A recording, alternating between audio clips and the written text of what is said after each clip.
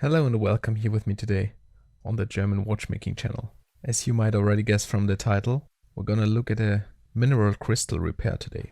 And my goal specifically is to try and do it with rather basic tools.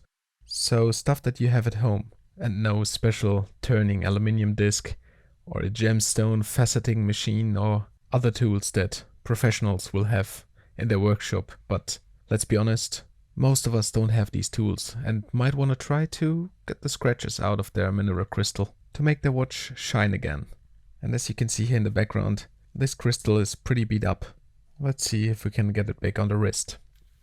My starting point is going to be 1200 grit sandpaper, and I use a little bit of gaffer tape that I folded together to a ball, and I glued it on the back side, on the still good side of the crystal, to be able to have a better grip while I'm moving it over the sandpaper. And that's our first result after 1200 grit.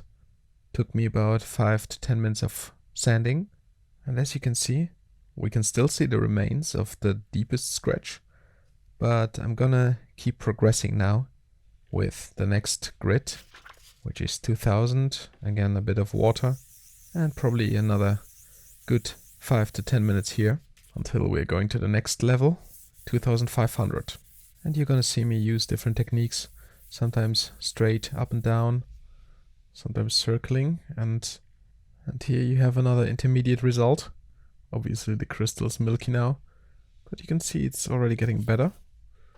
I still stayed quite some time on 2500 grit until I could really see a change in structure, and obviously to reverse a bit what I did with the 1200 and 2000 grit. So I took my time with the 2500 and then obviously slowly progressing higher and higher in grit. A bit too much water here, but you'll now slowly see it coming together. And here you already have a bit of shine to the crystal.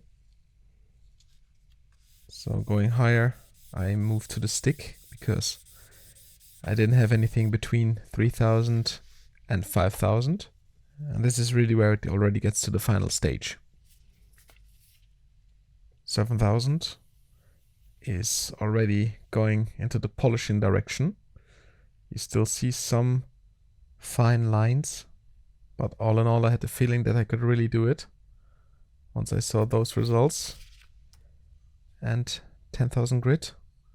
Also here I spent quite some time, but I realized that I'm getting a little bit of a milky circle around the middle. So I figured I would need to put pressure on specific points of the crystal. So I laid the sandpaper right at the border of my table, folding it around, and then just taking the crystal in my hand and putting pressure on the corners and specific points of the crystal. In between, always checking it and obviously making sure that I'm working on the right side of the crystal.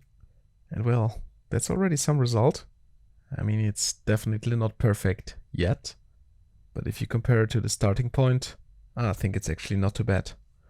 So the highest grit that I own was 12,000. Again, one of these polishing sticks, just being able to go back and forth. And yeah, look at it. I have a little bit of a smudge on there, but I think I could already live with this result. But I wanted to go a bit further. So I bought myself a glass polishing compound from the internet, which is supposed to get out light scratches. The whole thing cost me around 12 euros and contains 2 polishing pastes and these little sticks with cotton stripes. Here you are seeing me use the first compound, and then there's also the finishing compound, which is the second one. Comes with a different stripe, and I thought, come on, just give it a go. And after a couple of minutes, I decided to use my Dremel tool with a polishing tip. That definitely made things easier. Also definitely something most people can find in their home. But technically you could also do it without. Just would take a little bit longer. Well, and here you have it. That's my final result that I settled with. And I think I'm pretty pleased with it. You could still see that there are tiny scratches that remain. Also depends on the light source. Here in a second I'm switching to a different lamp reflection, and you can still see there are some imperfections, but those will definitely not be visible on the wrist when the glass is installed into the watch. And that's about it for this video. You could definitely see that it is possible to get scratches out of an obsolete mineral glass for an old vintage watch, but as illustrated in the background here, it takes quite a bit of time, around 2.5 hours, and a pretty pumped forearm and wrist. But in the end you decide if it's worth it or not. Thank you so much for watching.